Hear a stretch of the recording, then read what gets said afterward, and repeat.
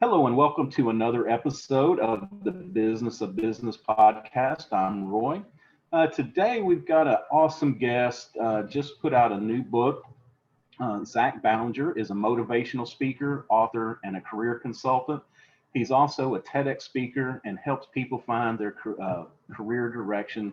He also teaches numerous career development topics, and he brings a passion for and that is contagious, and energy that is undeniably and innovative ideas that work in today's new complex world. Zack, thanks a lot and welcome to the show. Thanks, Roy, for having me. It's certainly a pleasure. You bet. The book is Don't Be a Zombie, How to Find a Career You Love. So that is a wide ranging topic. I'm sure we could talk for hours on that, but it's important for anybody of any age to think about that. I mean, we need to find that career where you want to get up on Monday morning and get out there and go to work. I mean, we spend the largest majority of our life at work. So why not find one that we feel passionate about and are happy with? Yeah, Roy, this whole movement started with a TEDx talk, and it's amazing how it spread. So before the pandemic, I was traveling around teaching people about job interviewing, and most of the questions that students had or professionals had was, hey, how do I find a career that I love? Or, hey, I'm miserable in my career, but I'm going to continue on in it in 20 years. And so the pandemic hit and I did my TED Talk, and I had about 2,000 viewers on it. And more people were interested in this whole concept of how you don't have to become a zombie. That phrase comes from that 70% of Americans right now in your audience out in the United States don't like their job. And to me, I found that very troubling, and the evidence supported that as I was traveling all over the United States and the world, that was certainly the case. And so then I decided, you know what, I'm going to take time and address this need in the marketplace and teach people how to find a career they love. That's important. So I'm going to ask you, can you just say that statistic one more time, please? Yeah. I want people like, what did he just say? Sure. It's a Gallup poll done. It was published in the USA Today. 153,000 American workers were surveyed, and 70% of them did not like their job. And we can look at that from two perspectives. We can look at that from the point of view of the employee who, obviously they're going to a job they're not satisfied with, but we have to kind of flip that over and look at it from the employer's point of view, is that you've got 70% of your employees that aren't happy out there. That's a huge tell for me anyway. Yeah, it's problematic because, a lot of my speeches, when they seen Discover Your Passion, I talk about this in the book, that corporations would shy away from having me because they're like, well, we don't want people to read this book and leave us. And I said, no, that's not the attitude you need to have. If they're disengaged in their work, maybe we can find them either special projects, leadership development opportunities where they can excel in another role. I met so many people in roles with companies that were in customer service, they were in sales, and they found their passion to be right in the company, but it was in a different area. And we're not developing them people to move forward. So I think you're exactly right.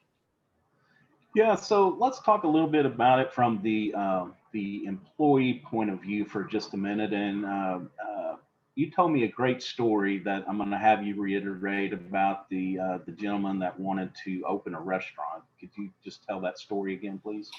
Yeah, I was speaking at an event and they came up to me afterwards. The names get muddled, but I think his name was Bob actually. And he came up to me and he said, I'm tired of my corporate job. I want to own my own restaurant. And I said, that's great. And we began to have a conversation. And I wanted to get the whole idea around his passion for being in business and the food industry.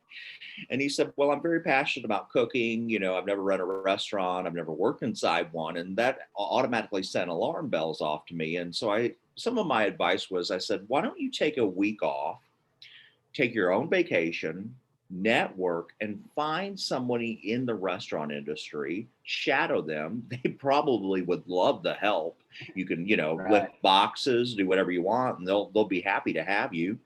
And a few months later, he emailed me and we talked, and he said, Zack, thank you so much for the great idea. That was awesome. I really, it was a great learning experience. I decided what to do. And I was like, great. So where's your next location? What kind of restaurant are you going to open up? And he said, I do not want to own a restaurant. And I said, well, wait a minute. What happened? He said, well, I don't want to manage employees. I don't want to work with numbers. I don't want to worry about profits and profit margins. He said, I just want to cook. And so the whole time his passion was not business, but it was cooking. So what he decided to do is own his own one-man catering shop where he cooked mainly. And then his wife ran the finances, and he absolutely loves it.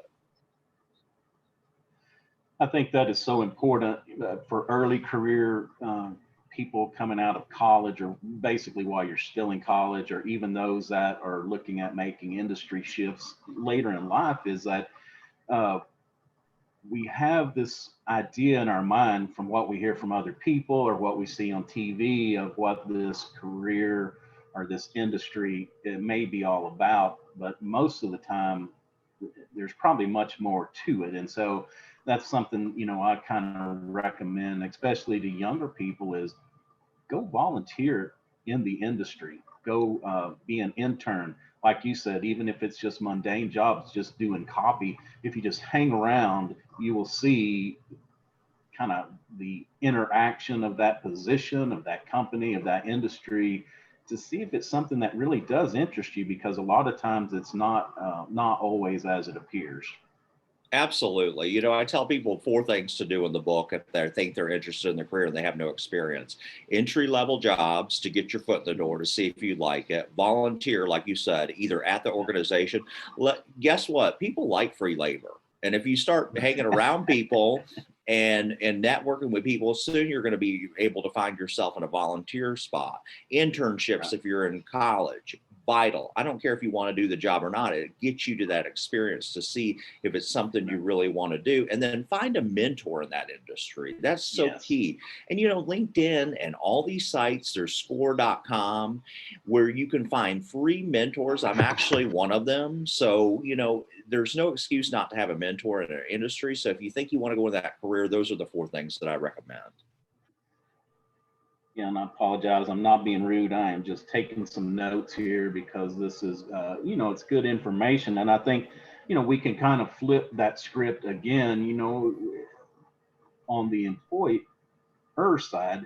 That is something that I always recommend, is that mentor, is that, when you have somebody new coming in, you can actually save yourself a lot of headaches if you kind of pair them up with the mentor, because just like me, I don't want to come to you and say, Zach, I'm not really sure how to start this program, or I'm doing this and it's not working. If you're my boss, there's a little hesitancy to do that. But if you're my coworker, I can lean across the cubicle and say, hey, can you give me a hand here? And it just, it takes a lot of the inhibition out of asking for help, because a lot of times, I think, maybe you can agree that employees will sit there and be so frustrated until they finally get up and walk out and they don't come back. Yeah, you have to have an open line of communication with your employees. That's what I found so important. Not just your one-on-ones that you set every week to address them, but you've got to be almost on call, if you will, with your employees. I say it's a 24-hour, 7-day-a-week job. If you're managing employees, you're always on the clock. And that's a part of leadership. Right. And if there's something that's bothering an employee, instead of blowing it off or not addressing it, I promise you, if you blow it off and not address it, it will bubble up in a few months to a year. Right. And that will cause turnover. So it's really important to address employees' concern and see where their development is and see what they're frustrated about it, and see if we can get on a path to help you improve that performance. So the other thing that you mentioned is the I think the other thing that's important, it's the internships and gaining the experience, but it's also kind of the things that we may do outside of education or outside of our work experience. Those can also be very helpful when we go in for an interview. And I don't know, I assume that, back in the old days, it seemed like we were focused on GPA, what was your degree. They didn't really advise you to focus on what groups are you in, what are your civic activities, what social groups, or things like that. So how important is that for both young and for those in middle career that are making changes. How important is that aspect? Well, let's talk about it from the youth side at first. So next week, I'll actually be in East Tennessee giving talks all around high schools, middle schools about this idea. So you think about it, we have been so focused as a society about GPAs and literatures and math, and all that makes sense. I get it. But I think we've done ourselves a good service in the common senses area. And what I mean by that is finances, personal finances. Most people that come out don't know what compounding interest is. And for the career side, where I'm passionate about, there's 821 careers out there in North America. There's not enough career development, enough going on right now in the middle school level or the high school level to identify careers. And think about it. What's your main goal of graduating high school and college? To find a career. And I think we forget that behind the scenes. We're not teaching people how to do that. We're not focusing in on that. And so get involved in your community. That's what I'm so big about. So if you're in a small town, you're in a big town, volunteer. Volunteer starts opening up channels. Guess who volunteers a lot of times? Professionals in the community. You start networking with them, you can hone in on some of your skills, give back to your communities. Start joining these leadership organizations at student level, student government, there's so many different organizations you could join, take on leadership roles. And then you talked about, what about the professionals that are a little bit older? That can begin right now. We're on post-pandemic, but you can begin right now. LinkedIn actually has LinkedIn gatherings scheduled in each cities. Why not hop in there virtually? Do a virtual coffee date. What I tell people to do now, they're like, well, I may be compromised. I don't want to get out in the situation. That's fine. Guess what? Find a mentor, find a professional to network with, do Uber Eats, schedule a lunch. Guess what? Everybody loves a free lunch. Say what day works for you, send them free lunch, and have that ability to talk to people to develop your next connection, next career. That is an awesome idea. I love that. Having a virtual meeting and you can Uber eat the other participant. I like that. Yeah, and it gives us another, if we're getting out there, it not only looks good and it's good to talk about, but the other thing that we don't talk enough about, I think, especially for young kids, and they look at me like I'm totally crazy when I say it, but I'm like, always have a 3x5 card in your pocket. And that's kind of what I keep my to-do list on. So I've always got them around. But when you meet people, write their name down, jot down something about them that because you want to develop these relationships, because not only may you be able to help them at some point in the future, they may be able to help you. And you can always think, hey, I remember I talked to this guy 3 years ago and he did this. Is he still doing that? And reach out. And the other thing I think it's probably important to say is we need to foster those relationships, not only build them, but keep them going. You can't meet somebody 3 years ago and call them up out of the blue and say, hey, I really need some help. But great point. So 2 chapters on my book. It's like you've almost read this and studied it. So, you talk about the 3x5 card. Well, I've integrated that where everybody can do it now. Guess what everybody has now almost is a smartphone. Right. So, I used to keep a career journal.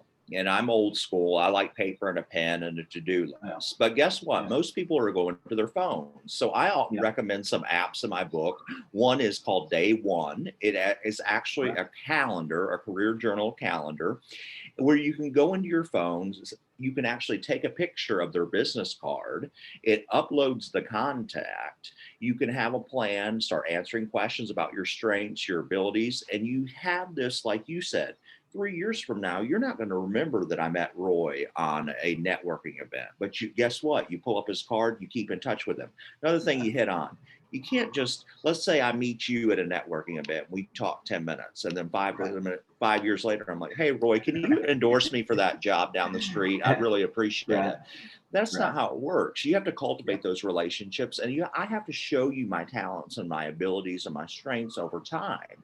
One way I do that is I organize it through LinkedIn, and challenge everybody to have a LinkedIn account. What I do, and this is a pain in the rear, but I do it, is I have over 3,000 connections on LinkedIn, and every twice a year I touch base with them. Guess how I touch base with them? Happy birthday and happy anniversary in their job. Yeah. or congratulate them on a job. And it does, I don't give the cliches, congratulations on your work or happy birthday. I give it happy birthday. How are you doing? I hope you have a great day. Personalize it, customize it, stay in touch with your connections. Right. Yeah, that's awesome advice. And not only for the networking, but also for the solopreneurs, entrepreneurs. I've gotten a couple jobs that way, and LinkedIn is great because it prompts you whose birthday, anniversary. And so if you send them a little note, and I had one guy send him a note that said, "Hey, happy birthday. Hope you have an awesome day." And, he wrote me back, and I could just tell by his message that he was kind of out of breath, like, "Oh my God, I'm so glad you reached out. I need you to do this for me." And, I got a decent sized job off of it. So, keeping those relationships fresh and reaching out, taking the time to reach out when we have a good touch point, uh, you really can't say enough about that.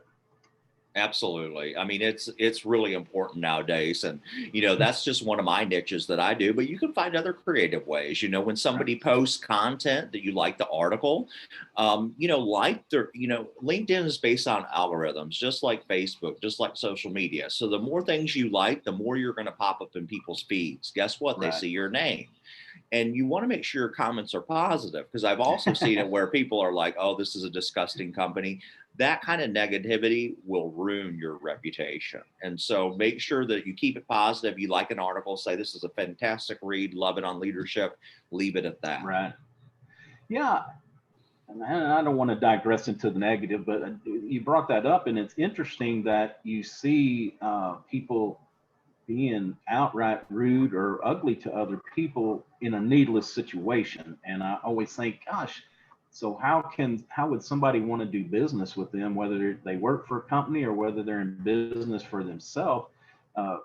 It's sending a message about who you are. If you're willing to pile onto somebody for some little bitty thing, are people really going to want to do business? So that's important, that reputation management. Absolutely. Warren Buffett has a famous quote. It's kind of leaving me, but I think it says, it's like, it takes 20 years to build a reputation, but it can take 20 seconds to ruin it. Exactly. And it's so true. And so we have to watch what we do on a daily basis, and, just be kind, be nice, Exactly. be respectful. My grandmother always taught me, if you don't have something nice to say, don't say it. And so that's kind of the same thing when you run LinkedIn. Yeah. No, those are words to live by too. We just need to be niceness, kindness goes a long way. So while we're on that LinkedIn subject, I notice nowadays there's a lot of people with the green circle around their name, open for employment.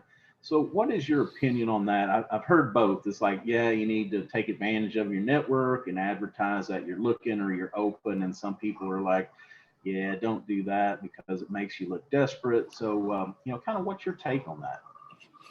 Well, I view it from the first. I think, the minute I would become unemployed, everybody's going to know about it. And I know for some people that's kind of fear and shame. And, but guess what? I've been laid off twice. So everybody's might be laid off. You never know when your job's going to end. And the pandemic's been a great call for that. I've been saying it for years. Like, you got to have a backup plan. You have to have a backup plan. And then nobody believed me because they were in secure jobs for 20 years. And guess what happened? Coronavirus.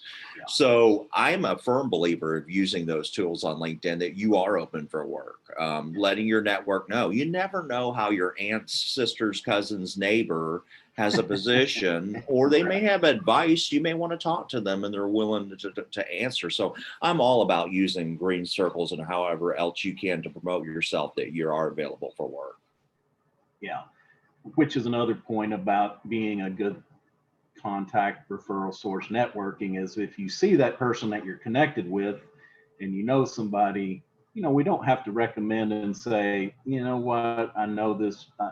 We can distance ourselves a little bit to say, look, here's somebody looking. I don't know them very well, but at least pass their name along and get them kind of in that process.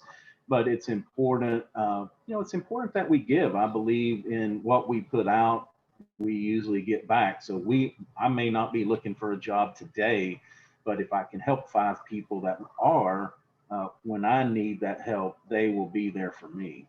100%. That's so true. You know, when I see the green on their profiles, or if I see that they've been downsized, or I see a position, I automatically think, who do I know in my network right now? And it may not pop up to you right now, but here's a good way to do it. Like the button. If you like it on LinkedIn, other people are, if they're on there looking for jobs, they're going to see it. So if I see a job in New Jersey, I'm like, nobody that I can think of right now, but maybe there's somebody out. I'm going to go ahead and like this job. It's going to put it in the news feed at least. And that's a bare minimum we can do. Yeah. Yeah. So there's old timers like me that, you know, I do know what a resume is and pretty much how to make that happen. But nowadays with these, forgive me, I can't call the name, but it's the automated system that we run that a lot of companies run your resume through to see if there's word matches, skill matches. So how important is it to tweak our resumes to give us a high ranking on those systems? You know, I talk about that in my book.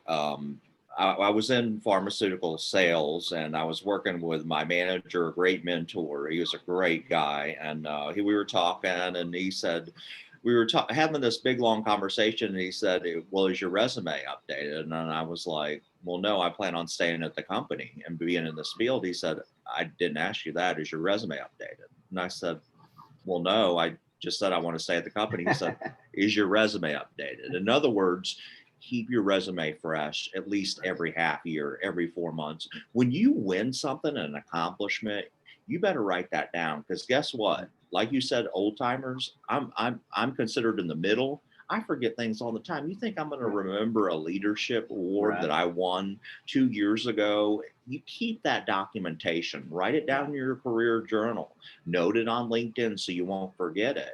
You know, I think a lot of us have accomplishments throughout the years. We downgrade them because we're humans. We don't look at them. If you get an email of congratulations, print that baby out. I encourage people to keep a brag book. I'm old school. Print things off. Keep them in a book and a binder. And guess what? If you find yourself in 5 years and you're like, well, what have I accomplished at my job at IBM or Google? Your portfolio's right there in that book. And so, like you said, it's important to keep up with these type things. Yeah, and it's important not only because you don't know when you may be searching for a new job, but also promotions. A lot of times, even if you're being promoted through large companies, you're really starting over again. They're going to want to see a resume before they start the interview process. So even either way, it's not a bad idea at all. Yeah, tweak your resume, proofread them, have a professional look over them. I can't, trust me, you can have 100 people look at your resume and you might lose a period or find a different mistake, or they might have a different suggestions. A lot of it's subjective, but I like feedback on resumes. And I think it's so important, especially let's say you're a college student listening to this, you've got career centers at your disposal for free. Go in there, get your resume tuned up, and they're certified coaches, so they'll be able to help you with that. Yeah, the other thing that kind of brings up is, we used to bullet point responsibilities that we had, which I think it's good to talk about those. But we also, if I'm not mistaken, nowadays, don't we want to be very pointed with accomplishments? I improved sales by 10%, or we cut costs by this, or really have the data and the numbers to back up whatever you're saying. Yeah, you're so right about that. So, if you've done a project, companies like specifics. So let's say, you improve customer service. Well, that doesn't tell me a lot. Tell me how that improved the company. What did it specifically do? Well, I improved customer service in the sales department. That led to a 20% increase in retention. And that's what companies are looking for. They're not looking for, well, I helped on a marketing project. Well, how did the marketing project improve ROI for the company? Make it specific, have specific examples ready to go in your resume. So you talked about there's 821, I think, job classifications by the federal government. They used to have tests that I guess, profiles you could go out and take. Do you put much stock in those, like maybe if let's just say if you got laid off, or with this pandemic, it's a good time to maybe start over and do something different. Do you recommend those? Are they valuable? It's first on my list Okay. because you have to learn more about yourself. And I don't think sometimes we spend enough time on ourselves to understand our strengths. And I hear it all the time. They say, Zach, well, I'm not good at anything. Well, I don't buy that. Right. I believe everybody has some innate gift or ability, but maybe we haven't found it yet. And these Right. personality profiles, there's so many out there, but first one is DISC, and that tells your personality, who you like to work for, what kind of setting you like to work in, what other personalities you like to work with. I put tons of stock in these, and I think they're very valuable. A lot of them are free on the internet or available through an app on your phone. Why not take them to see what kind of, even one does it, it's escaping me the name of it, but it actually links your strengths to possible careers you can do. And so why not go down that road, learn more about yourself, learn about your strengths. So yes, I do put a lot of stock in these career personality profiles. Now, does that mean that they're 100% and that, but you can kind of filter through them. So I took one the other day and one of them said that I'm artistic. Well, that's just not true. I hate design. I don't like to do anything, but you know, what could that mean? That might be a marketing concept that I enjoy doing. So you kind of got to like continue to explore that, but sometimes they're not always right. But sometimes, like speaking, guess what? Public presentation skills was on there. Well, that's obvious. That's something that I'm passionate about, and that's my passion. So I think they really do help you and give you kind of a direction that you need. Okay. Yeah. So, I had a good question there, and I just totally went blank with it. Sorry about that, but that's a typical day for me. Well, that's the bad thing is I'm passionate about this subject so much. Like I got 12 ideas running through my head all at one time. I guess the most controversial thing, and we kind of waited till the end of the getting close to the end to bring this up, but so let's kind of touch on passion versus pay. I think I'll just speak for myself. Being younger, it's like you chase the paycheck, chase, a little more money. As you get older, it's like, it's not as important as being passionate and having that really engaged in the either the job, the company, the product, the service, whatever. And so to me, it's like, if you can find, you will find happiness faster finding your passion versus just chasing that next paycheck. Yeah, I wish we had 3 hours because, this is a big controversy, and I take it on the book. A lot of people think it's a myth that you can actually live and be happy in a job you like and make a decent income. I take on a big celebrity. Mark Cuban has some thoughts on that he doesn't agree with, and I take him on head on. And here's what I mean by passion purpose. So let's say you're listening to this. I'm not advocating you to quit your job and go start painting stumps in the backyard for a career. Right. I wanted to be an NBA basketball player. Well, guess what, Roy? I'm 6 feet and I was 200 pounds at the time, all fat. So I wanted to guard Shaquille O'Neal. And I thought that was my passion in life at 15 years old. That's just not reality. Now, there's hobbies that I might enjoy and be good at. But what I mean by finding your passion is simply this. You identify your strengths, your abilities, your unique gifts. You take those into the marketplace. You align it with a career that you enjoy doing. And 9 times out of 10, you'll have enough security financially to make it. Now, was everybody going to be a millionaire off that? Absolutely not. Let me give you one example and I'll close with this. My grandmother was in the nursing home the last year of her life. And, just an amazing girl named Jenna took great care of my grandmother. An RN at the nursing home. We can look at her salary on public. She makes enough, obviously, to get by and be passionate about it. But she's never going to be probably a multimillionaire. But when she went on vacation to Florida, I said, "How was your vacation to Florida, Jenna?" She said, "Well, I enjoyed the beach, but you know what? I really miss my patients." Right. And how many, you could just tell by her passion, she's living for so much more. And she's not going to be a millionaire, but maybe one day, as she moves up in her career and she starts a career development path, maybe she's a trainer in a hospital of other nurses. So that's a great example of how purpose and passion can really help you have a fulfillment in life. Yeah. Yeah. And I believe in that wholeheartedly, because just like myself, I've been fortunate enough through my life to have always done work that I enjoy. So it's true what they say, that if you enjoy what you do, you don't ever work a day in your life, because I'm just as excited on Monday morning as I am on Friday morning.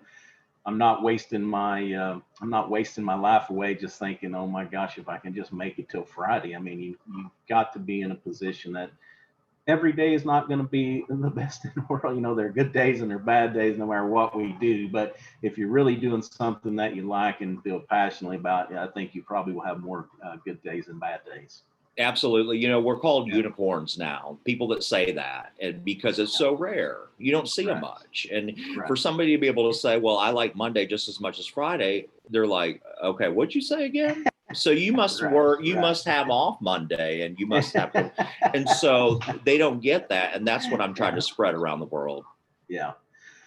Well, Zach, thank you so much for taking time out of your day to be with us, man. This is good information, and I think we can look at both sides of this equation. There's a lot of good information in here for the job seeker, but then on the employee month side, we have to, as employers, we have to look at all of this so we can wrap it all together to make the very best hires that we can.